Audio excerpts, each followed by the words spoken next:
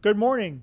This is Robert Moyeda with the National Weather Service in Miami. I'm the Warning Coordination Meteorologist, and it's my pleasure to be here at the South Florida Water Management District headquarters in West Palm Beach for the 2023-2024 dry season outlook. As always, joining me today for the outlook will be Akin Owosina. He's the Bureau Chief of Hydrology and Hydraulics, and he'll be presenting the hydrological side or portion of this outlook. But I will start off with the weather outlook, with more of the weather side, and then transition over to Akin afterwards. So we will go ahead here and get started with the slideshow here. Here we go. Here's the first slide. So before we get into the outlook and some of the things that we're looking at with the outlook, just really quickly go through the recap of the rainy season, which ended on October 15th. It was quite a disparity from east to west as far as rainfall amounts, especially compared to normal. Eastern areas of South Florida had mostly above normal and in some cases much above normal precipitation throughout the wet season. But then over on the Gulf Coast, it was much below normal. So in fact, a really wide disparity. We feel that the main reason for that was we had a pretty weak or a much weaker than normal subtropical high pressure system in the Atlantic. So that the lack of or a weaker one than normal led to more of a south and west wind pattern, which tends to shift the summer precipitation more to the east rather than to the west or the Gulf Coast. And just quickly, just this table here has wet season rainfall for several locations. If you just look at the top value and the bottom value, that's the range, basically. So Fort Lauderdale International Airport, they had over 60 inches of rain. That's basically their yearly rainfall, on their normal yearly rainfall, and they got that much just in that 5-month wet season. On the other hand, all the way down at the bottom, Naples Airport, they only had 17.65 inches of rain during the wet season. That's much below normal, so you can see that wide disparity between those two locations. All right, so let's get into the El Nino. And by the way, Akin will go a little bit more into the rainy season rainfall to kind of set the stage for how we're doing from a water standpoint heading into the dry season. So the outlook for the dry season is really heavily leaning, as we always do, heavily leaning on the phase of the El Nino Southern Oscillation. And for this winter, we have an El Nino. The El Nino is back after several years of being in a La Nina pattern. Now we're in the El Nino pattern. And in fact, it may end up being a strong El Nino. So what does that mean for South Florida this winter?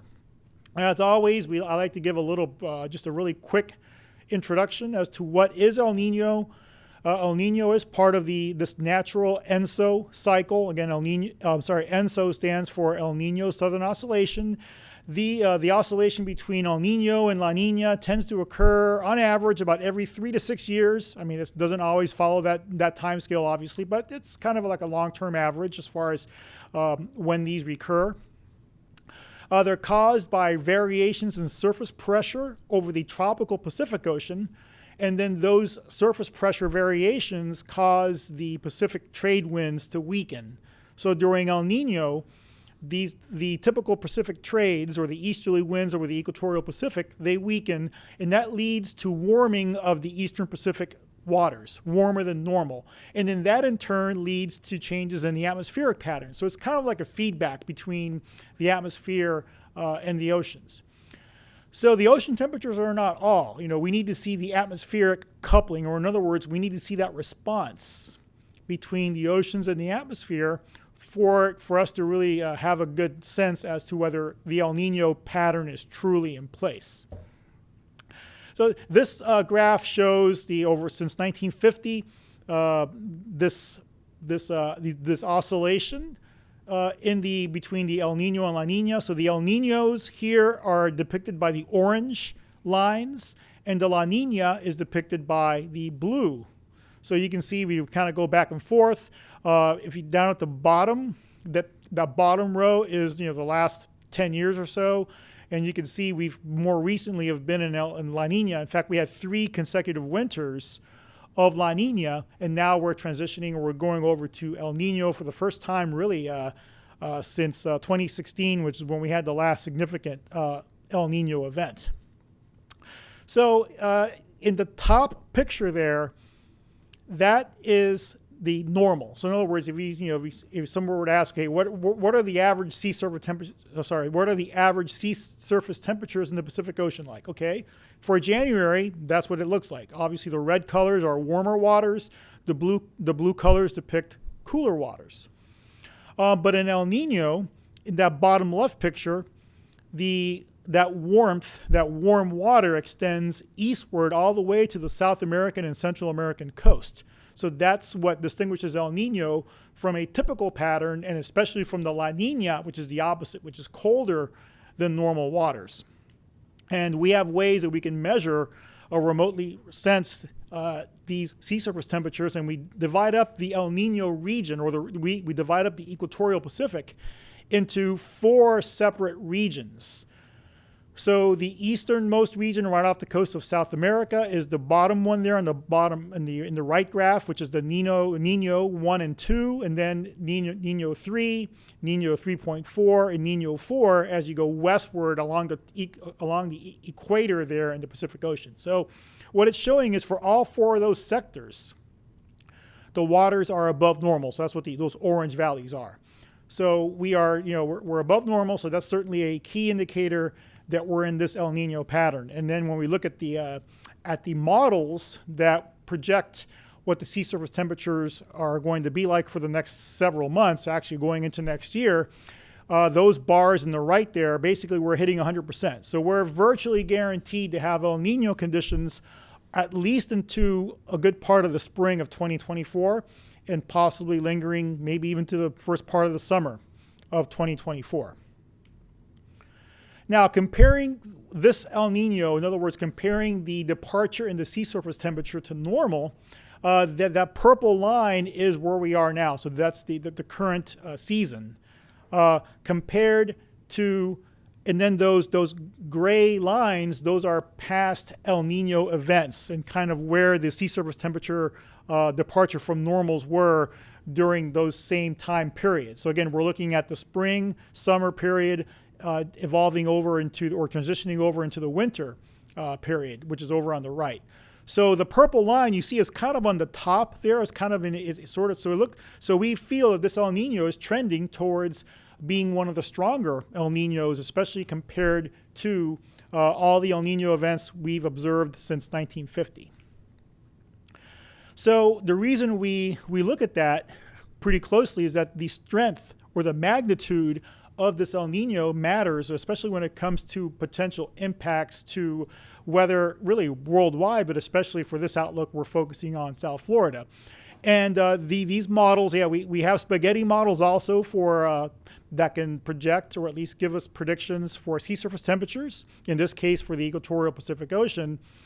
And if you see all those lines, or the vast majority of them, are above that red horizontal line.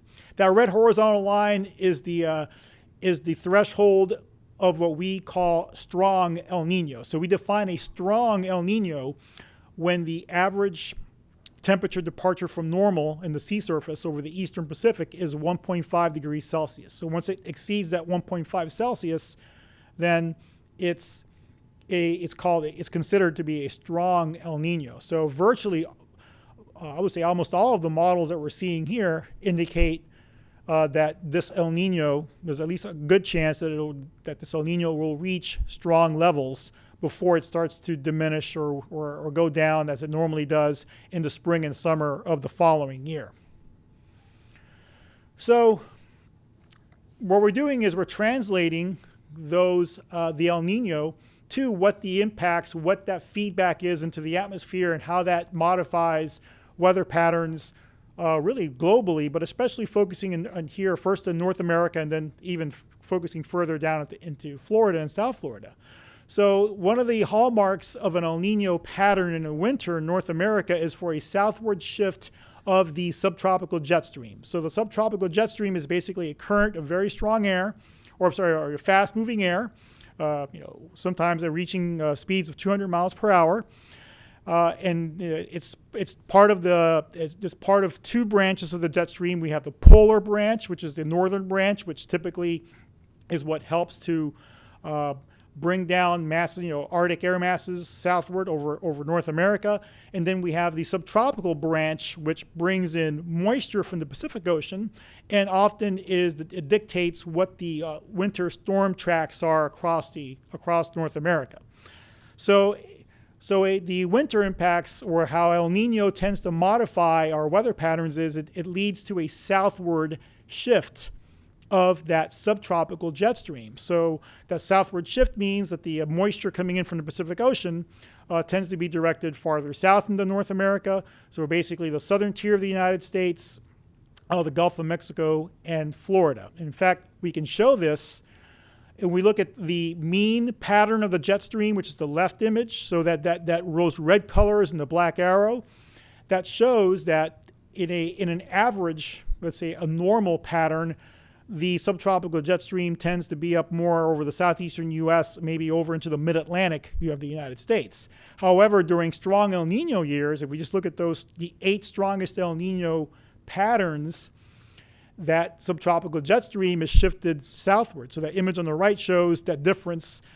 So instead of being up farther north, it's actually down in the Gulf of Mexico and right across Florida. So there's a direct relationship between the strong El Nino and increased winter storminess. So basically this winter storminess is caused by the southward shift in the jet stream, and then of course the increased storminess brings a greater potential for severe weather during it, or more frequent or more episodes of severe weather during the winter season. So it's always important to clarify, to point out that El Nino sets the stage. It's not a direct cause of any particular weather event. So, if we have a strong cold front, or we have a strong squall line with severe weather, for example, sweeping across the Florida Peninsula, we can't say, okay, that El Nino caused that. No, El Nino sets the stage by these modifications or changes in these weather patterns, and then there's more smaller scale influences that then can more directly. So it's really a combination of different factors that come into play, but facilitated or setting the stage via the El Nino. So again, it's the relationship to the local weather is not just simply one-to-one. El Nino causes this. So there's other patterns that can influence or even dominate, sometimes temporarily for periods of time, can override or sometimes even enhance the overall larger scale El Nino pattern. So in the outlook, one of the things that the Climate Prediction Center looks at is, okay, in a strong El Nino, okay, during past strong El Nino events, what have the temperature and precipitation patterns been across the United States? Well, so this map here shows for the strongest El Ninos, like the 8 strongest, what have been the average temperatures over the winter, or really over the dry season period. From here, we're looking at basically the December through April timeframe. So you can see the blue colors indicate lower or cooler than normal temperatures during that time frame, extending across the entire southern tier of the U.S., including Florida. In fact, only one strong El Nino there's only been one strong El Nino in which we've had above normal temperatures, and that was the most recent one back in 2015, 2016. But even that one was cooler relative to the winters before and after. So we have to balance that with trends. So the trends are the past 10 years of winter temperatures, regardless of the ENSO pattern. So we take into account the El Nino, right, and those trends, or in those composites from the last slide, and then say, okay, well, let's throw into that what the last 10 winters have been as far as temperature and precipitation patterns. Well, the last 10 years, the last 10 winters, and really for much of the United States, especially in Florida, has been above normal temperatures. So when we balance the two, we actually come up with for temperature at least, it really kind of muddies the picture a little bit.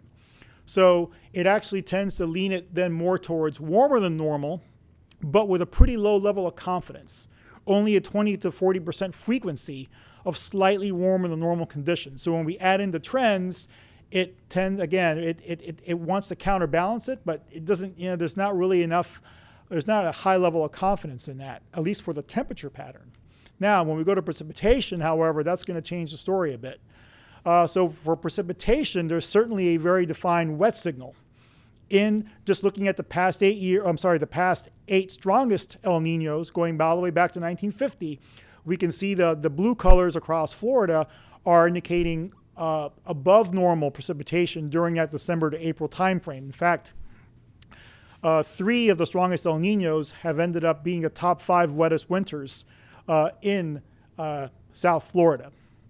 On the other hand, we had 2 that have actually resulted in near to slightly drier than normal precipitation, and those are 1972, 1973, and 1991, 1992. So when we add the trends to that, in other words, what's been the past 15 years of winter precipitation across the area, that actually points in the same direction. So it helps to confirm, or at least give greater confidence in that above normal precipitation. So when we add in trends, we're looking at a 60 to 80% frequency of wetter than normal conditions during an El Nino winter, especially a strong El Nino winter. And then finally, we look at models, or actually our climate models that make projections for about the next year or so, what the overall temperature and precipitation patterns are depicted to be. So when we look at temperature, which is this one here, the models are actually slightly leaning towards warmer than normal. Not by much, maybe just a slight trend towards warmer than normal. That's for at least the first part of the December to February timeframe. But then when we go to February to April, not shown here, the model probabilities actually start leaning closer to near normal. So again, it kind of adds a little bit of complexity to the temperature outlook at least. The precipitation outlook, however, again continues to show above normal precipitation being the more likely occurrence this winter and really this dry season across Florida and South Florida. So one of the things that we're going to, that we're certainly going to be watching closely and that we're going to emphasize here in this outlook is with the strong El Nino, with the southern shift in the jet stream providing greater atmospheric dynamics, more moisture, that tends to lead to more occasions when we could have severe weather events in Florida. So these fronts that come through during a strong El Nino, with the jet stream being farther south, there are stronger fronts. There's more moisture associated ahead of those fronts, which leads to increasing atmospheric instability, increasing moisture, and wind shear caused by the strong jet stream aloft. When those elements come together, they can create more opportunities for environments that are favorable for severe weather across Florida. So the key point here is, again, El Nino doesn't cause the severe weather. For example, if we have a tornado outbreak, El Nino is not going to cause those tornadoes, but it sets the stage, from the things that I just mentioned. Again, it's mainly those environmental conditions become more favorable more often. And we can go back and look at our data. I went back and looked at the different phases of this ENSO pattern, and I divided them up into strong, moderate, and weak for each episode, and counted the number of tornadoes during that December to April timeframe, and also counted the number of strong to violent tornadoes, or EF2, or higher on the scale. And you can see it's heavily, during moderate and strong El Nino winters, there's a much higher frequency of tornadoes and also strong tornadoes, EF2 or greater, across South Florida. In fact, the numbers are almost double compared to the long-term average and certainly compared to the other phases of the ENSO pattern. February and March are the more favored periods, and that's based on past events, past strong El Ninos, when the tornadoes have more typically occurred during that February and March timeframe, but they can occur any time during the dry season. But it's favored, again, that late winter, early spring period tends to be the more favored time frame when in past events these tornado events have occurred. There's no clear trend as far as time of day or night. As opposed to, let's say, during the summer when most of our tornadoes tend to occur because of daytime heating and in the afternoon thunderstorms that form. So we tend to have a heavily a heavy lean towards the afternoon time frame for summer tornadoes. Winter dry season tornadoes don't follow that trend, especially during El Nino events. They can occur any time of the day or night. They're really more driven or dictated by the timing of these large-scale weather systems. For example, the timing of these fronts moving across the area. So just really quick, and I'm going to show some examples from past strong El Nino events, some tornadoes that we've had here in South Florida. These are, at least in the weather community, these are pretty well known. We had 1998, during a strong El Nino, one of the strongest on record, we had what was called the Groundhog Day tornado, February 2nd. Tornado tracked from the Miami International Airport area northward all the way into southern parts of Broward County. In fact, we think there may have even been multiple tornadoes in the northern part of that track in Broward County, but you can see this was rated an F2, and you can see the impacts caused by that tornado. In 1983, another strong El Nino event, we had a tornado. Actually, it's considered to be the second longest tornado track south of Lake Okeechobee on record. The tornado started out in the Everglades of eastern Collier County, tracked northeastward across the Everglades of Broward County, eventually made it all the way into northern metro Broward County. Also an F2, winds over 110 miles per hour, caused over $2.5 million in damage. Again, this was during a strong El Nino event. A moderate El Nino event, still a noteworthy event in 2003, led to a tornado outbreak on March 27th of that year, and it also produced an F2 tornado in the Liberty City, Brownsville section of Miami. This caused a lot of damage, and unfortunately, it led to one fatality. So notice also the months here, February, March. And here's from that same 2003 event, we had a big tornado out there in the Everglades. Fortunately, stayed out over the open Everglades, but again, a part of that tornado outbreak during that El Nino event. And then finally, the most recent strong El Nino in 2015-2016, on January 27th, right, almost into February, we had an EF1 tornado went across northern Broward County. Went right over the Broward College North Campus, and that's where this picture was taken of some cars moved and flipped over, and some additional damage that was done in that northern Broward area from that tornado. Now, it's not just tornadoes. There's also an increase in severe wind reports. So we have severe, what we call straight line thunderstorms. Those, that can cause damaging winds of 60 miles an hour or greater. There's a notable increase in the frequency of those during past strong and moderate El Nino events as well. And then finally, it makes sense that if we have more weather systems bringing severe weather and thunderstorms, that's also going to bring rainfall, increased rainfall. So there's actually been a very notable pattern of more days of 3 inches or more rainfall across South Florida during strong El Nino events. You can see how it stands out there compared to the other phases of ENSO. So, we're putting the picture together here for the outlook. So the official outlook from the Climate Prediction Center, which, this is what this is pretty much based on, is again showing a likelihood of above normal precipitation for December, January, February, and that extends also from February to April. So in the interest of time, I didn't show that one, but it's virtually the same as what you're seeing here. Now for the temperature outlook, that's where, again, based on what we said earlier, it gets a bit more muddy. So here we're actually calling for equal chances. So equal chances mean it could really lean any one of three ways. It could go below normal, it could go near normal, or above normal. The signals are not quite as clear, where we have conflicting signals based on what we mentioned before.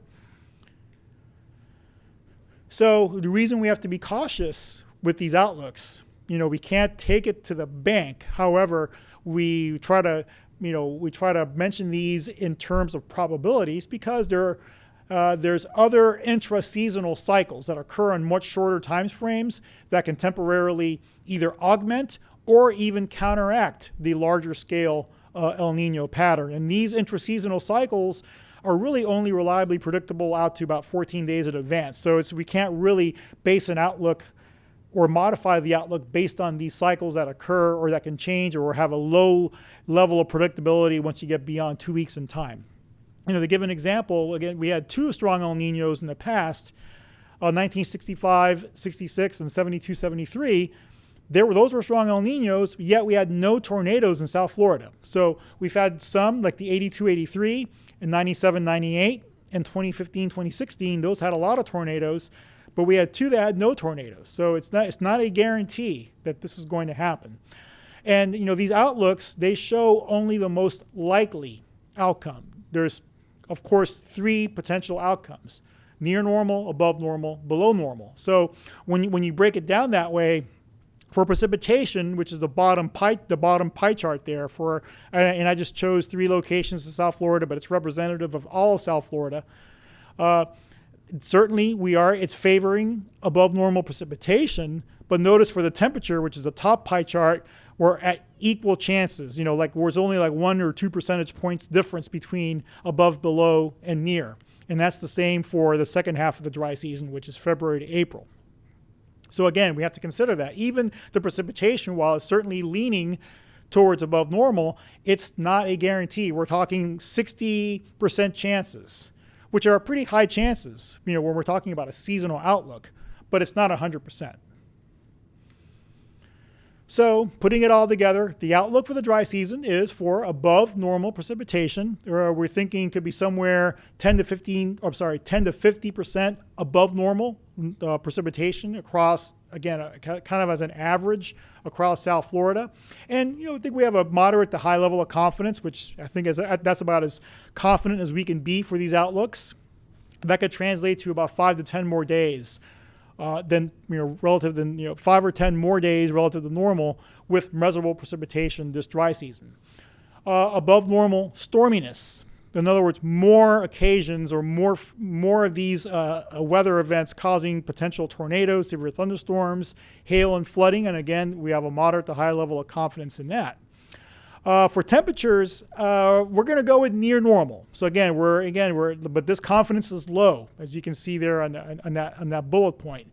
Maybe tilting slightly below normal second half of the season. We've seen that in past El Nino events where we can actually go with the temperatures in the second half of the dry season can actually be a little bit lower, and that could be due to increased cloud cover from these weather systems that hold down daytime temperatures across the area. And there's actually, even if temperatures end up below normal, there actually could be a below normal chance for a freeze, which may seem counterintuitive. However, that's based on cloud cover. So if the cloud cover holds down daytime temperatures, the cloud cover also can keep temperatures a little bit warmer at night. So we have a little bit of a kind of a balance there between the daytime and nighttime temperatures. So because of that, we're not saying no freeze, but there's probably a below normal chance for a freeze across, especially the interior portions of South Florida. And then finally, with the likelihood of increased rainfall this dry season, right now we're showing a below normal chance of moderate to severe drought, especially when we get to the latter part of the dry season. So that's one bit of good news, is that the increased rainfall could limit or at least decrease the potential for wildfires and droughts during the second half of the dry season. So again, these slides are going to be they're going to be sent afterwards, so you'll have a chance to take a look at these. So this is like a good infographic, if you will, that really we're suggesting that people as always pay close attention especially when we have weather events coming where we could have severe weather. So make sure that we're monitoring local media, the National Weather Service. We have the ability to receive timely weather warnings, and always important, have more than one way. Have at least 2 ways of getting severe weather warnings, whether they're apps on your phone, going to the National Weather Service website, local TV and radio, and of course NOAA weather radio as well. Okay, so there's my contact information, but we're gonna, again, these slides will be made available afterwards. But now I'm going to transition over, as we always do, to the South Florida Water Management District, Akin Ovosina, the Bureau Chief of Hydrology and Hydraulics, and he's going to present the outlook from the water hydrology side. So, Akin, take it away. Thank you, Robert.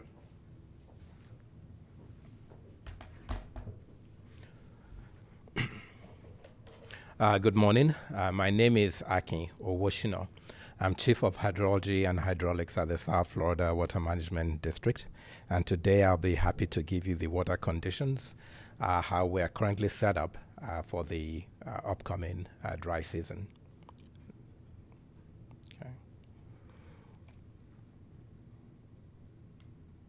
Okay, so first, who are we and what do we do?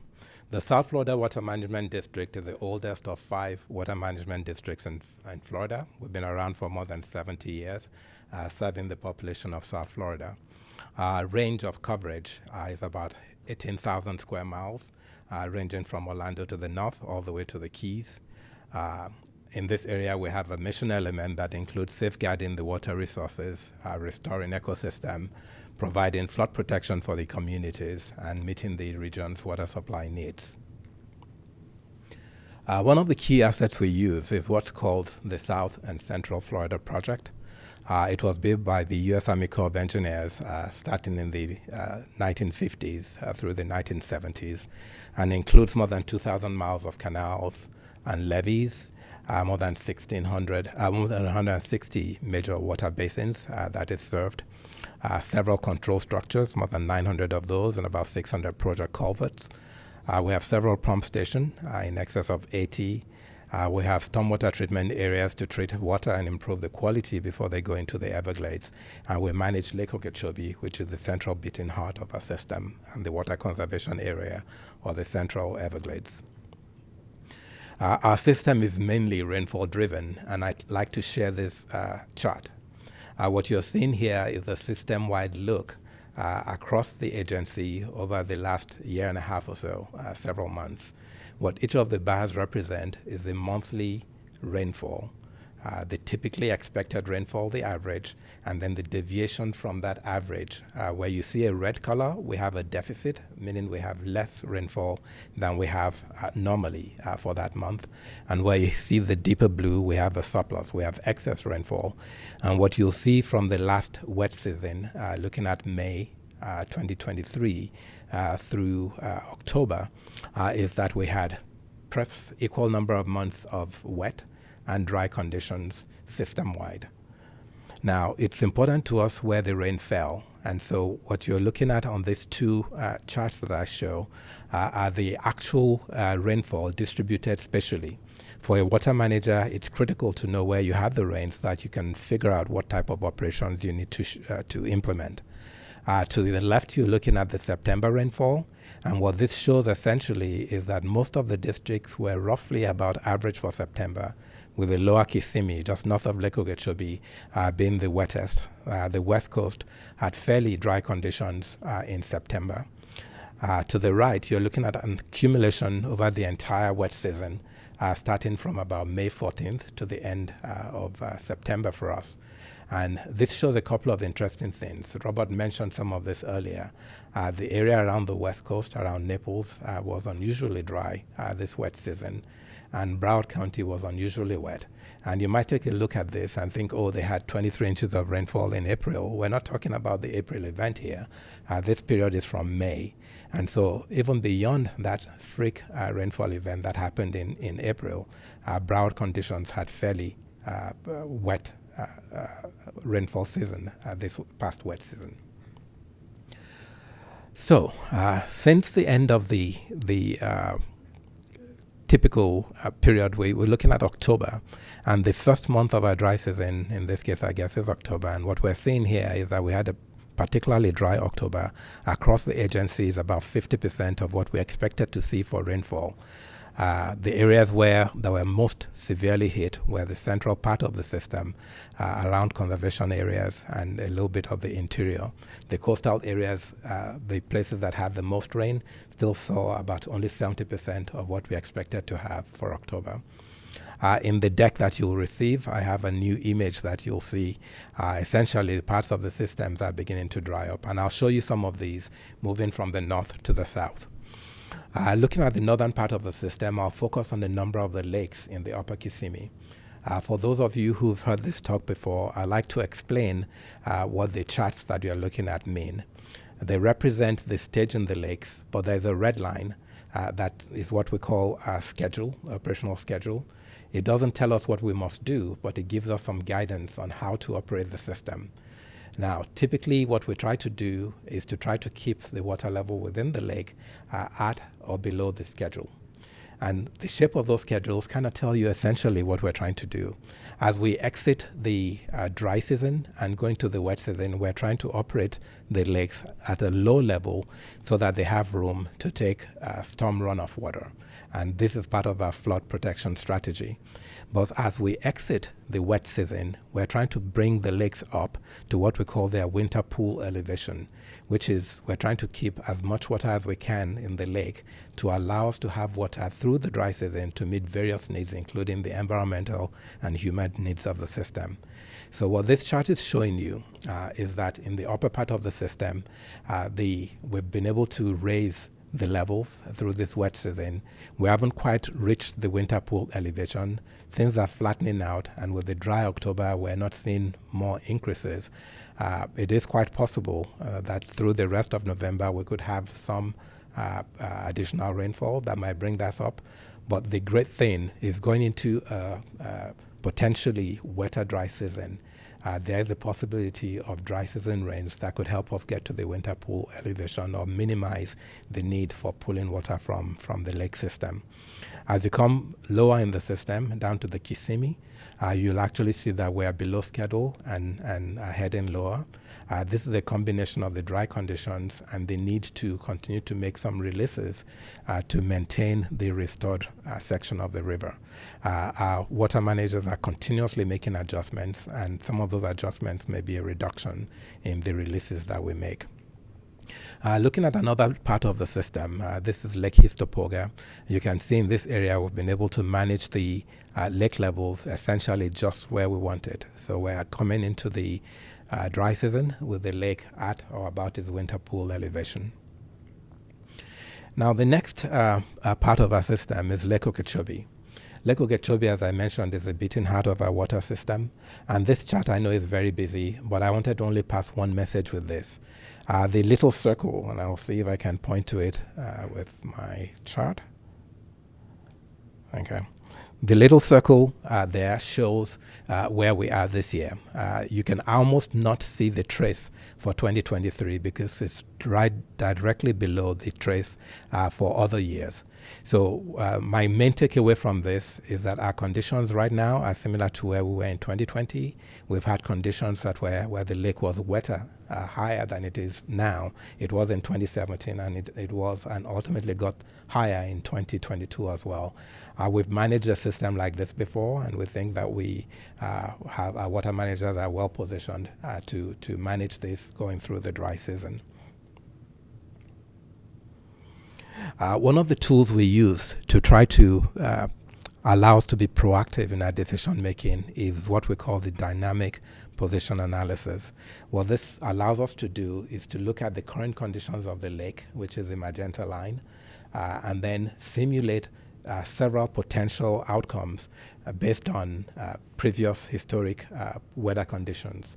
And that allows us to say with some level of confidence or with some probability that we'll have a chance of being at some level in the lake at some date in the future. The way to read this graph is the shaded area in the middle is between the 25th and the 75th percentile, which says that we have a 50% chance of being within that window as you look month to month going into the future. Now I'm going to transition a little bit, and I think Robert had done a great job setting this up, so I wouldn't spend a lot of time on this particular slide. Essentially, we're in El Nino conditions, and this product created by the Climate Prediction Center suggests that we have an 80% chance of remaining in El Nino conditions through March through May of 2024. Now, one of the questions is, why should this matter to us at the district? Well, you've seen parts of this chart as well. This was a chart that Robert showed earlier. It was broken into 4 lines, but we condensed it into one so we can share some additional information with it. The top shows the periods between 1950 and 2023, where we've been in the warm phase or the cold phase, the warm phase being the El Nino, cold being the La Nina. And what you will see from looking at the chart above and the chart below is that each time we're in the warm phase, The chart below shows the rainfall for November through April, or the dry season, and the net inflow into Lake Okeechobee. It shows that when we're in the warm phase, we have the tendency to have higher rainfall and therefore higher inflows into Lake Okeechobee. And you might wonder why is this of a concern to us? As water managers, it's important to know what's likely to be the conditions that we're operating the lake under. With El Nino, we see an increased chance of wetter than normal dry season, and we kind of take that into consideration as we make our operational decisions. The chart on your right shows the same figure that I showed previously, but averaged over each of the months.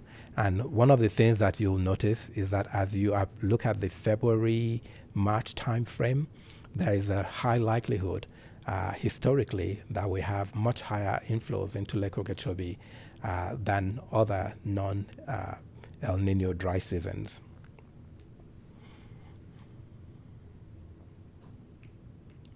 That's in the wrong direction. So I'd shown you a chart earlier that showed the current location of the stage in Lake Okeechobee relative to many other years. So I'm bringing this same chart up, but now selecting just El Nino years. And there are two takeaways I want you to have. We're starting off in the circled blue, about in the middle of the years that I've selected. But the interesting thing to note is that in these years, different than in traditional years when you go into the dry season and the lake levels drop, in some of the El Nino years, you've actually had the lake levels rise in the dry season.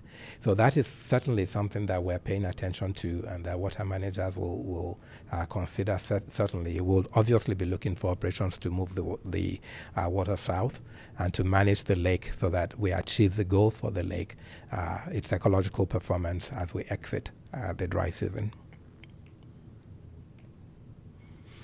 And we use the same product, the position analysis, and now just selecting the El Nino type years from the historic record. And we use that also as one of the tools to make our guesstimates of how best to manage the system in conditions like this.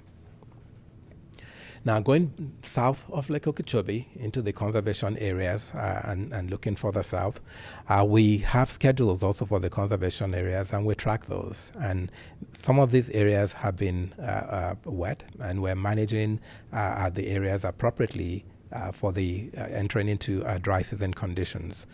What I'm showing here are the charts for conservation areas 1, 2, and 3. And the figure in the middle essentially shows where we have operational flexibility to move water. And we are making efforts to move water out to tide and taking advantage of any opportunities we have to move water south into the Everglades. So in addition to the long-term models that we typically look at, and some other conditions that try to predict what might be happening across the seasons, we also take a look at some short-term predictions. And our meteorologists put together this product called the Quantitative Precipitation Forecast.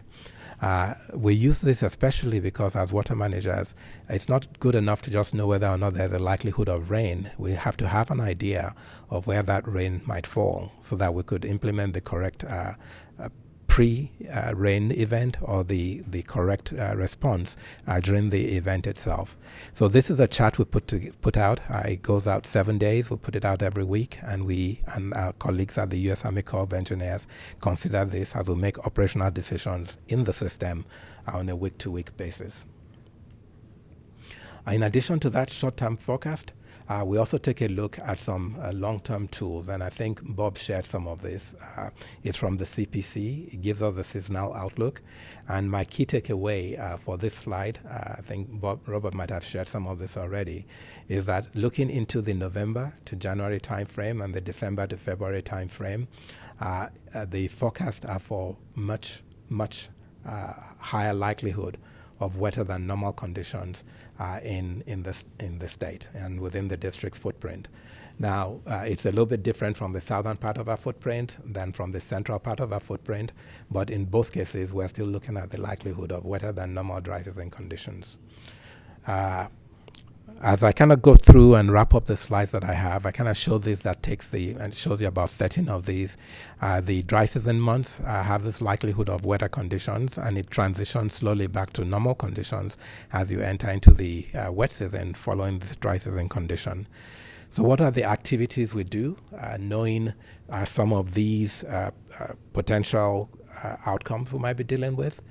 The district, our water managers, our field operations people will take the opportunity of the dry season usually to check some of our forward pumps, test the pumps that we might be using.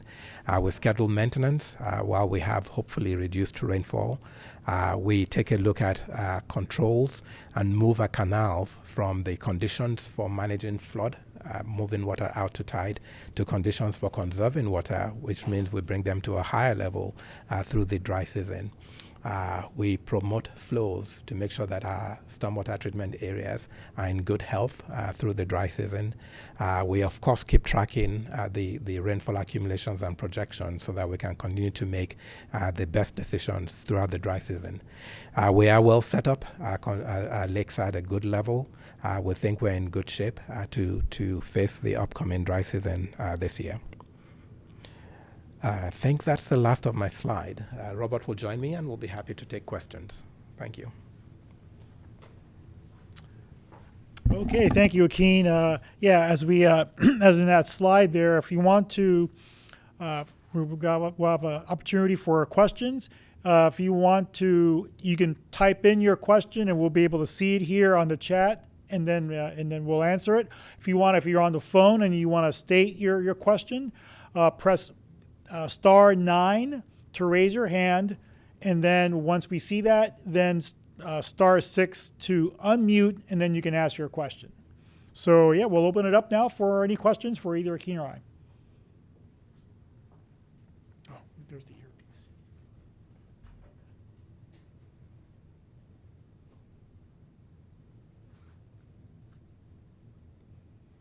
Okay, I have the earpiece on, so if there are any questions that come in, I'll be able to hear them and then answer them directly.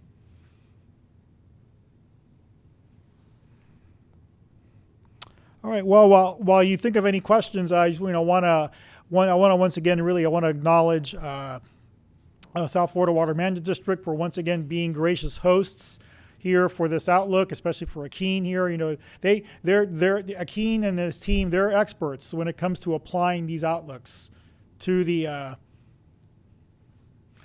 for applying these outlooks to planning, right? Planning for water conditions, managing water levels. So that's really a classic example of how these outlooks are so useful. So, okay, it looks like we have a few questions here. Yes, these presentations will be provided at the end. Sometime later today. I don't think I'll be able to do it right away, but we will eventually send out these slides, and we'll also make the recording available as well. So we'll do both. All right, let me go ahead and put my glasses on so I can see what I'm saying here. So we have a question here. What are the possible health effects of the dry season? And that's kind of a difficult question because there's different angles to that question.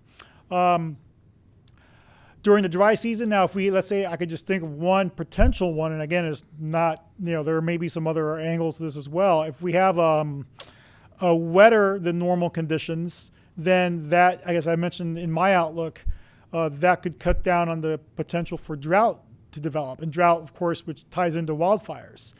So, of course, when we have wildfires, especially out of the Everglades, smoke from wildfires can cause health impacts, obviously. So that could be one positive in that, lower chance of wildfires means we have a lower chance of seeing any health impacts from smoke, for example. Akin, is there anything you want to add to that, or anything you want to mention?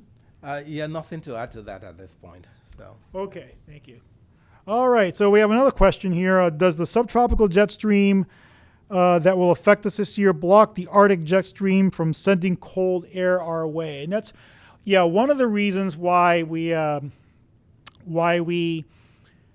saying there's a below normal chance of freezes is that, yes, in many ways that can be the case. In other words, where we have where the subtropical jet stream is stronger, and then the Arctic or the polar, what we call the polar jet stream, stays farther north. So it doesn't mean that we won't have any intrusions of Arctic air. It just means that they will probably be less numerous compared to other winters.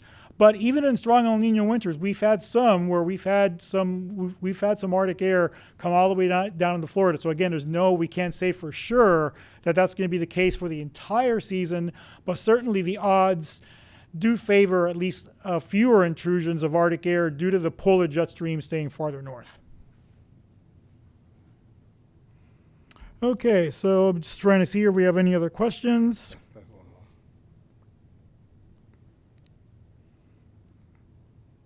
Yeah, there's a good point here. Is that and actually I was going to mention this here at the end.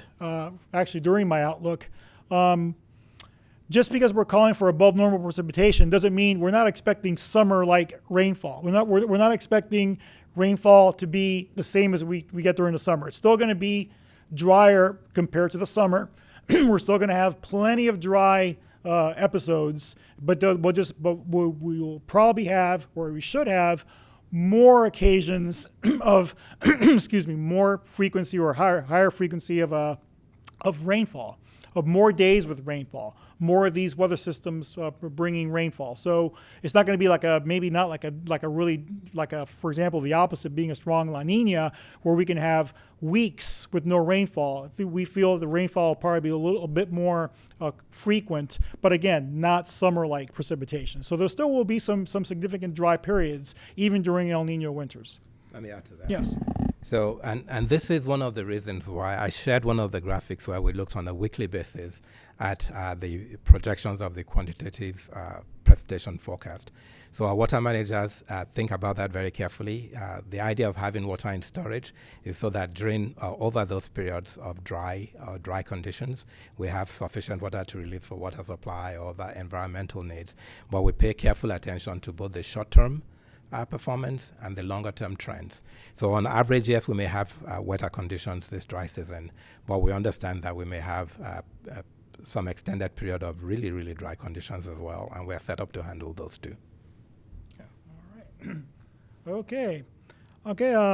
Any other questions? Whether I can hear questions if they're coming in over the phone or we're seeing them here on the chat. So we still got a few more minutes. So be more than happy to take any questions. So far we've had some good questions.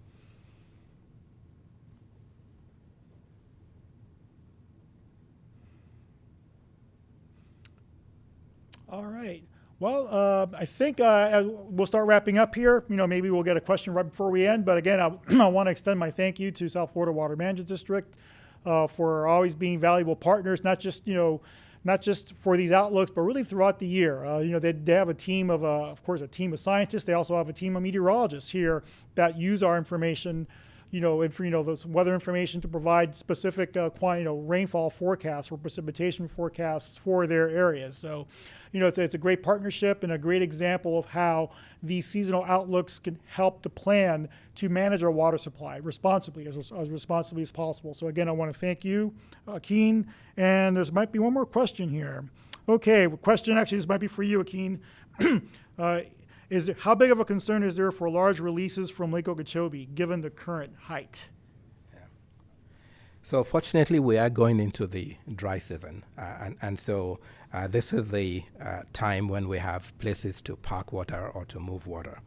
But considering that we may be going into a wetter than normal dry season, the opportunity to send water south will be what we'll focus on, but we'll also be paying attention to the needs to bring Lake Okeechobee back to maybe its preferred window. And so this is going to be an area that the Corps of Engineers and our water managers will certainly be looking at. Where the priority is to move water south into the Everglades where it's needed, not to send it to the estuaries unless it's desirable and beneficial, especially to the Caloosahatchee during dry times. But yes, this is something that we're paying attention to, and it's a concern that we know that we have to be cognizant of. Not only because when we leave the dry season this year, we're going to go into a wet season, and we'd like to go into the wet season with the lake set up to be able to hold the rainfall from the wet season. Okay. All right. Excuse me.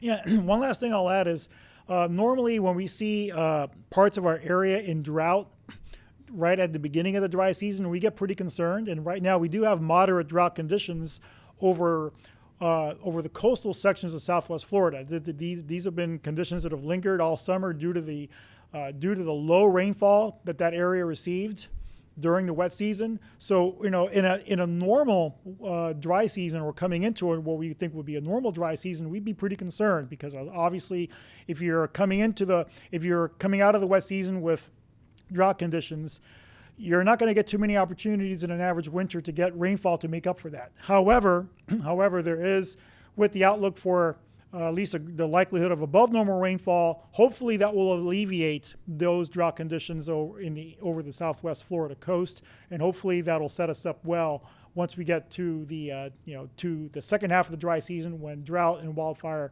typically becomes more likely. Okay, all right, I think so again, last chance for any questions here before we wrap up. Again, thank you all very much. These slides will be sent out at some point today, as well as the recording of this, and the contact information will be on those slides. If you have any questions, follow up afterwards, feel free to email me. I think Akeen's got his information there as well, and we'll be more than happy to answer any questions afterwards. So once again, thank you very much, and have a great day. Thank you.